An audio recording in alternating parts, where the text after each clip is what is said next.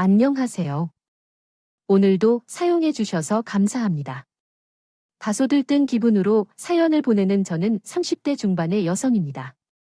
일찍 은퇴하신 아버지의 사업을 물려받아 건실한 IT 중소기업을 경영하고 있는 젊은 경영자입니다. 기뻐하며 알려드립니다. 혹시 바퀴벌레 부대가 달리는 소리를 들어보신 적 있으신가요? 조금 거북스러운 이야기이긴 하지만 저는 똑똑하게 기억하고 있어요. IMF가 물 밖으로 내어 정말 어려운 시기였던 그때 저희 아버지는 청년의 나이에 파산을 맞이했었죠. 큰 꿈을 안고 시작한 벤처기업이 실패를 맞이한 것입니다. 저희 가족은 살던 단독주택에서 쫓겨나 꾸러졌던 팽팽한 방에서 세 식구가 함께 살게 되었습니다. 바퀴벌레 부대가 달리는 소리는 그때 들었던 소리이며 어두운 집에 불을 켜고 들어갈 때 그 소리가 들리곤 했어요. 자투리 된 꿈을 안고 어려운 시기 속에서도 저희 가족은 좌절하지 않았습니다. 살다 보면 언젠가는 좋은 날도 오겠지 하는 노래를 부르며 긴 IMF 겨울을 견뎌냈습니다. 아버지와 함께 그 노랫말을 현실로 만들기 위해 무한한 노력을 기울였습니다. 아버지는 다시 사업을 시작하기 위해 백방으로 뛰어다니셨고 저도 부모님을 돕기 위해 고국에게 흔한 10회 공부한 적 없을 정도로 열심히 노력했습니다. 그 결과 아버지께서는 재기에 성공하셨고 저 또한 서울의 한 4년제 대학 경영학과에 입학할 수 있게 되었습니다. 그리고 마침내 제가 대학을 졸업하던 날 아버지는 저를 불러다 앉혀놓고 취업 계획에 대해 물으셨습니다. 요전엔 차차 생각해 볼 예정이라고 했죠. 그러자 아버지는 잠시 생각에 잠기셨고 저는 그런 아버지를 다독였어요. 걱정 마, 나쁜 딸내미잖아. 금방 어디든 가서 자리 잡게 될 거야. 그러지 말고 아빠 회사에 와서 일해보지 않을래? 아빠의 뜬금없는 취직 제안에 솔직히 좀 당황스러웠어요. 그런 제 마음을 아셨는지 그러시더군요. 어릴 적부터 고생을 많이 해서 부쩍 힘에 부치신다고요. 얼른 태하고 낚시나 다니면서 쉬고 싶다고 말이죠. 저는 그 지친 어깨를 차마 외면할 수 없었고 결국 아빠 회사에 취업하게 되었어요. 솔직히 말하면 취업이라기보다는 회사를 물려받을 준비 과정이었죠. 일터에서 마주한 아버지의 모습은 만만한 분이 아니었어요. 직원들의 인격을 존중해주면서도 필요할 때는 사업가답게 철두철미하고 냉철한 분이셨어요.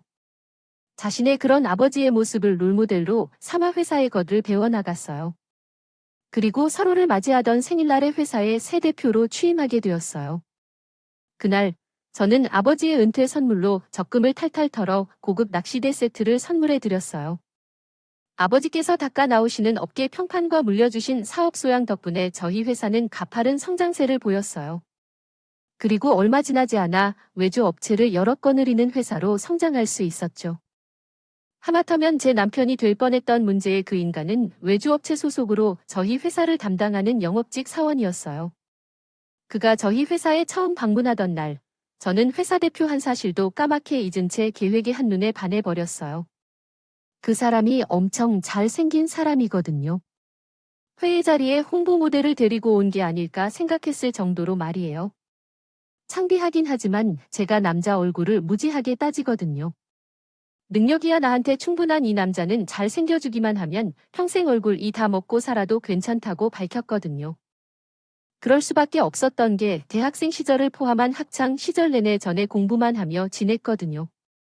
남들이 이런저런 연애를 겪으면서 좋은 남자를 보는 법을 배워갈 때 저는 그저 책들과 치열한 밀당만을 벌였을 뿐이니까요. 그래서 정말 아무것도 모르는 채로 딱 그 담질의 얼굴 하나만 보고 연애를 걸어버렸어요. 그러지 말았어야 했는데 말이죠. 연애를 하는 내내 저는 그 남자에게 휘둘렸고 젠들로부터 촌스럽게 굴지 말라는 조언을 심심찮게 들을 정도로 헌신적으로 그를 사랑했어요. 다행히 긴 연애는 아니었지만 그 다음 자는 처음부터 결혼할 생각으로 시작한 연애. 어떻게 예비 시댁 식구들도 마찬가지였죠. 제가 그 남자의 부모님과 만나는 날 예비 시어머니께서 곧장 말씀하셨어요. 두 사람 나이도 있는데 왜 괜히 시간 낭비하는 것이야? 그렇지 않니? 그때까지만 해도 남자친구에게 홀딱 빠져있던 저는 속으로 내가 드디어 품절이 되는 거야 쾌재를 불렀죠. 그러는 사이 예비 시어머니의 말씀이 이어졌어요. 서로 좋아 죽겠는 눈치인데 이래저래 잘 것 없이 합치는 게 어때? 그 말에 저는 이게 웬 떡이냐 싶었죠. 그렇게 번갯불에 콩을 구워 먹듯이 곧장 성결대 날 잡았어요. 예비 시모께서는 사당신들의 어려운 사정을 있는 그대로 털어놓으셨어요. 정부의 자식으로 제대로 배우지 못했고 근근히 입에 풀칠이나 으며 살았다군요. 그렇게 겨우 숨 돌리고 살 수 있게 되었을 즈음 다단계 사기를 당해 지금도 2억 쌍둥이 빚을 갖고 있다고 하더군요. 저희 부모님은 그 이야기를 듣는 내내 눈시울을 붉혀셨어요. 바퀴벌레 발소리를 들으며 지나야 했던 어려운 시절을 떠올리며 그때의 심장을 되새기셨죠. 저도 그랬으니까요. 그래서인지 모든 어려움을 털어놓는 예배시 부모의 모습이 참 솔직하게 느껴지더라고요. 아버지도 저와 같은 생각이 있었을까요? 예비 시부모님께 약속을 하셨어요. 제 딸이 능력이 있어서 얼마나 다양합니까? 신혼집은 제가 김사방 직장 근처에 대마련할 테니 아무 걱정하지 마세요. 저도 예비 시부모님께 약속을 드렸어요. 결혼 비용도 제가 다 알아서 할게요. 필요한 거 있으시면 언제든 편하게 말씀하시고요. 이제와 생각해보면 도끼로 제 발등을 찍고 싶다는데요. 아무튼 3개월가 훈훈하게 끝이 나고 본격적인 결혼 준비가 시작되었어요. 예비 시부모님과 함께 다니며 예시장을 잡고 스드메 도약하고요. 부족한 건 없는지 수시로 살펴봐요. 그러던 어느 날 신제품 출시로 한창 업무에 분주한 저에게 예비 시모께서 함께 갈 곳이 있다며 전화를 주셨어요. 죄송해, 어머니. 제가 지금 중요한 회의 중이라서요. 아가, 네가 사장이라고 하지 않았니? 사장의 시간도 마음대로 못 쓴다네. 예비 시모의 목소리는 무척이나 단호했고 저는 무슨 큰일이라도 났는가 싶어 급히 회사를 나섰어요. 예비 시모의 정신없이 도착한 저에게 눈길조차 주지 않으셨어요.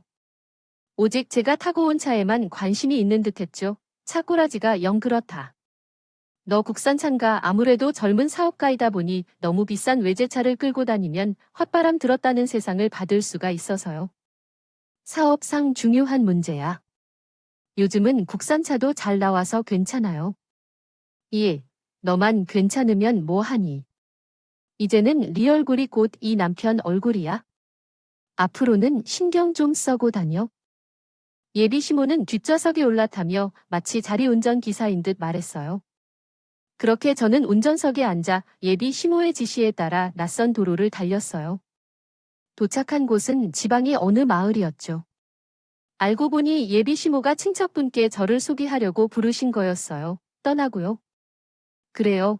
인사 당연히 드려야겠죠. 그런데 친척분과 마주 앉은 상황이 영 이상했어요.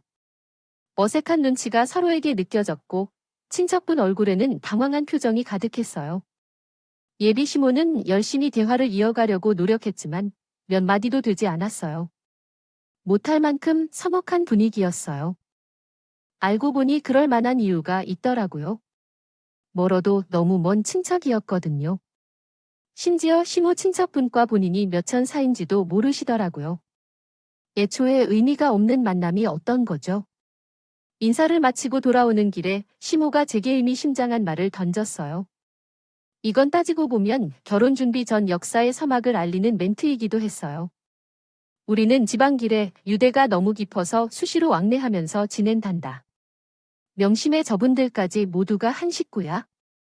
결혼 준비하는 데 있어서 일점 부족함 없이 하라는 뜻이야. 예단은 간략하게 2억 정도로 하자꾸나. 이게 다 어리석은 받으라고 하는 거니까. 그렇게 알고 예비 시모의 말도 안 되는 요구에 저는 아무 대꾸도 못했어요. 그때 딱 부러지게 안 된다고 했어야 했는데 제가 멍청했어요. 한 장 콩깍지 씌었던 때라 그랬죠. 당시에는 내가 사랑하는 남자 체면을 세워줄 수 있다면 그가 또 네 여기 아깝지 않다고 생각했거든요. 이 결혼이 잘못된 것임을 깨닫게 되기까지는 그리 오랜 시간이 걸리진 않았어요. 바로 예비 시모의 한마디 덕분이었죠. 너희 둘 다 회사가 바빠서 예단 준비를 내가 맡기로 했어. 내 계좌로 예단 비용 보내줄 테니 로켓, 즉 지마다 맞춰서 내가 직접 마련할 거야. 그 순간 불안한 장면이 있었어. 상간의 자리에서 예비 시모가 다단계 사기로 2억 원의 빚을 갖고 있다고 말한 그 장면이었죠. 정신이 번쩍 들어서 일단 예단비 얘기를 꺼내고 자리를 떴어. 그리고 곧장 예랑이를 찾아가 예단비 얘기를 전했어. 그러자 예랑이 반응이 놀랍더라고.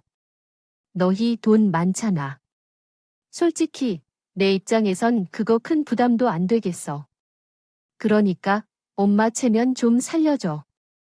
째째하게 굴지 말고 나은 또 뭐 대단한 일이라고. 예랑이 그 말을 듣자 신기하게도 제 눈에 찰떡같이 붙어있던 콩깍지가 깔끔하게 떨어졌어.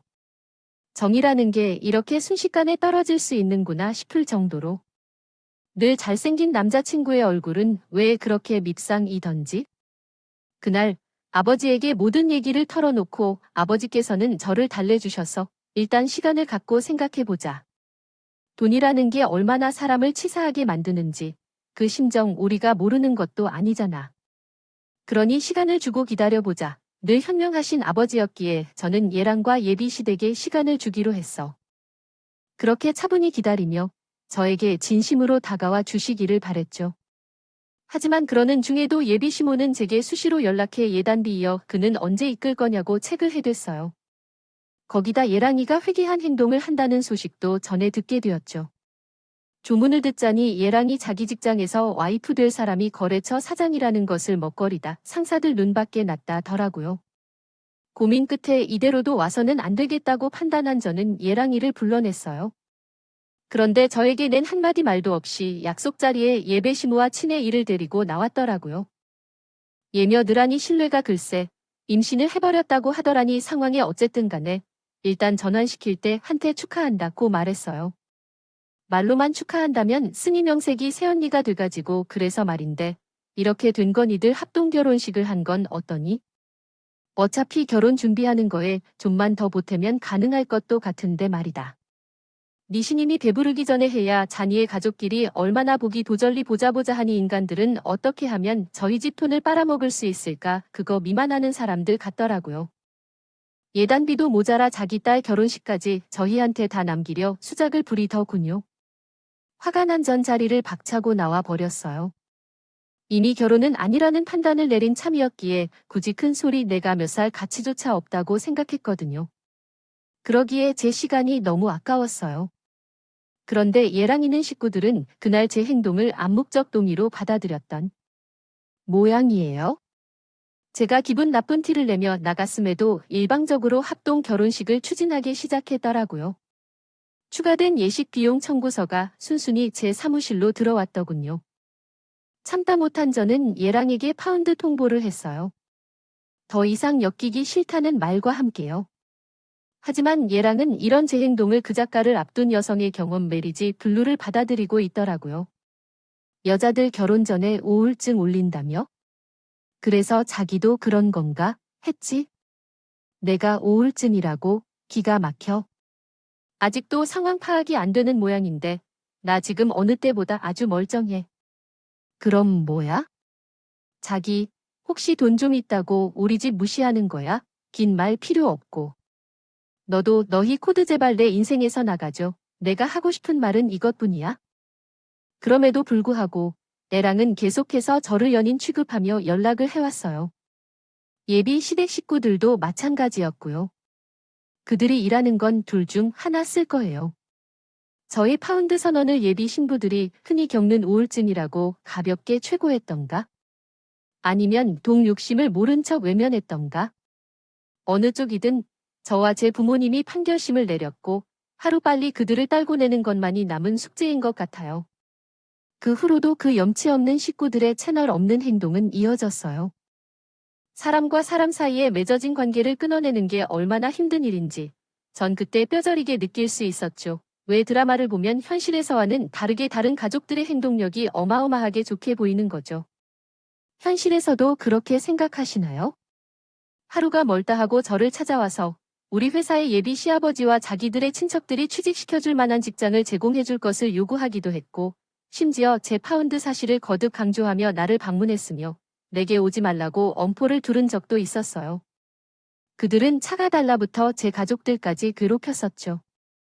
어느 날 어떤 사람이 예비 시아버지를 자취 없이 찾아와서 건강하게 살아계신 부모님의 유산을 사전에 요구했었는데 유산을 선지급해준 채로 임신을 한 딸과 함께 카페를 차리려 했어요. 그 사람은 자기가 부모라며 그럴 자격이 있다고 주장했죠. 제 아버지는 처음에 충격을 받으셨지만 결국 그 인간들 때문에 사태가 더욱 심각해지고 말았어요. 사실을 알게 된 후 제가 집으로 도착했을 때 사건은 이미 경찰 출동 중이었어요.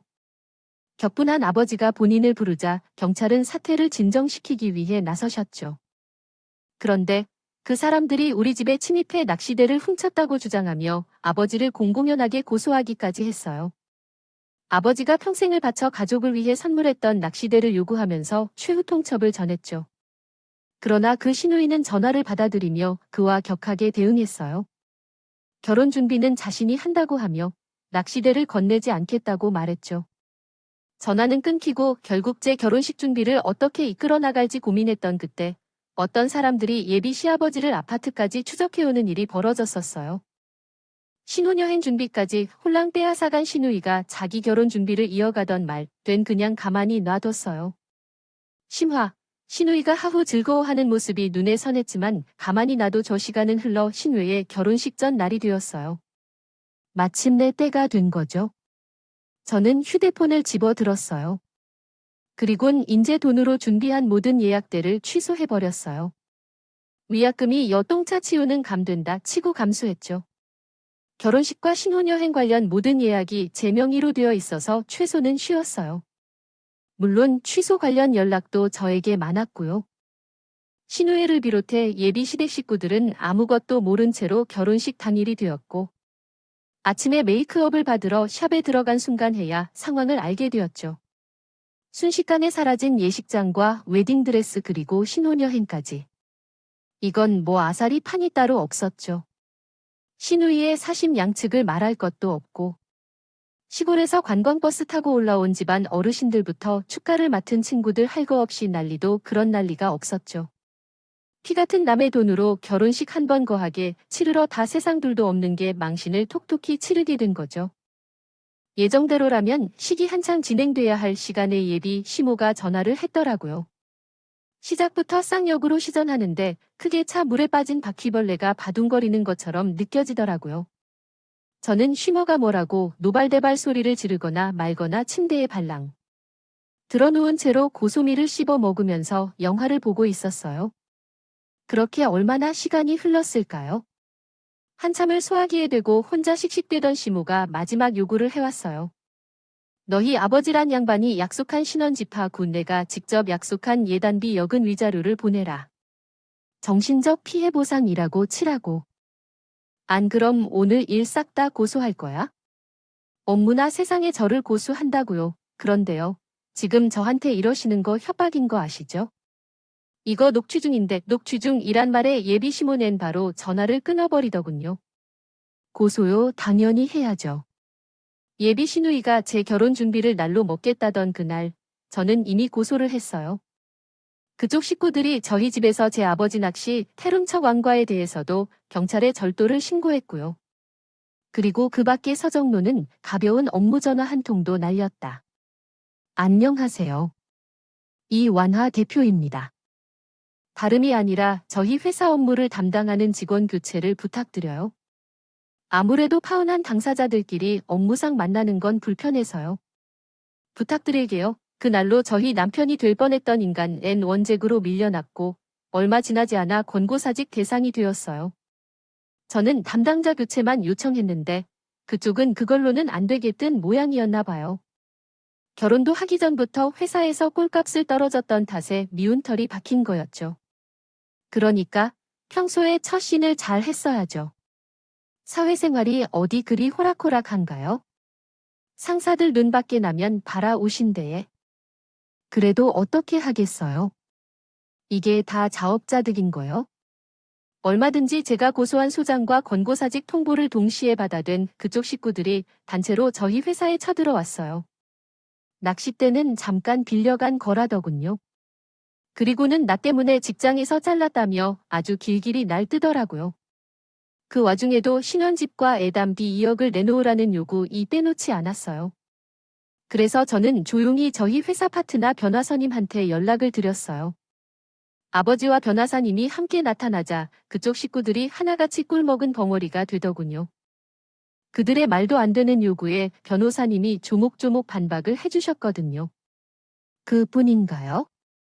자신들의 이런 무례한 행동이 앞으로 법정에서 어떤 영향을 끼치게 될 것인지도 상세히 알려주셨죠. 상황이 그 정도까지 흘러갔으면 슬슬 찾아 말 법도 한데 이놈의 진상들은 끝까지 포기하지 않더군요. 아들은 회사에서 잘리고 딸은 결혼식 때문에 파혼까지 당했으니 피해 보상을 하라고 우기더라고요. 그래서 제가 다리에 붙은 거, 머리에 소금 뿌리는 심정으로 한마디 해주었어요. 돈이 필요하면 납작 엎드려 후 계속이고 국어를 하든 직접 담은 야버세요. 대도 않게 국에 빳빳이 들고 요구하지 말고 난 그쪽들한테 결혼 핑계로 쪽쪽 빨아먹고 줄 만큼 멍청한 여자 아닙니다. 그러니까 좋은 말 할 때 돌아가세요.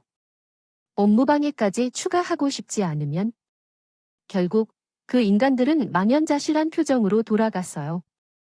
그날 이후 변호사를 통해 속속 판결 소식이 들려왔어요.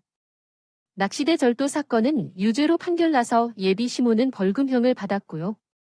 거기에 협박죄와 업무방해까지 추가해 집행유예까지 받은 상태예요. 그리고 제 남편이 될 뻔했던 남자는 여기저기 이력서를 돌리느라 바쁘고요. 하지만 워낙이 바닥이 좁고 소문이 빨라서 서류 광탈 신사라더군요. 그리고 저에게는 축하받고 싶은 일이 있어요. 저한테 애인이 생겼거든요.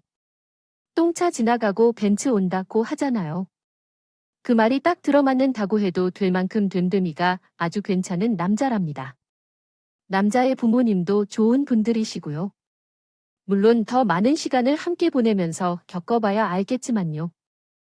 하지만 한 가지 확실한 건 저는 이제 콩깍지에 빠진 채 모기 같은 인간들에게 핏발리던 제가 아니라는 거예요. 다시는 같은 실수 되풀이하지 않도록 정신 바짝 차리고 있거든요. 세상엔 정말 별의별 사람들이 다 있더군요. 지금 제 옆에 있는 사람들이 더 소중해집니다. 여러분들 주변에 초중 아니년 되실 가득하시길 바래요. 제 긴 사연을 들어주셔서 감사드립니다. 여러분 사회원 댓글에 응원과 현명한 조언 부탁드려요. 좋아요와 구독은 저에게 큰 힘이 됩니다.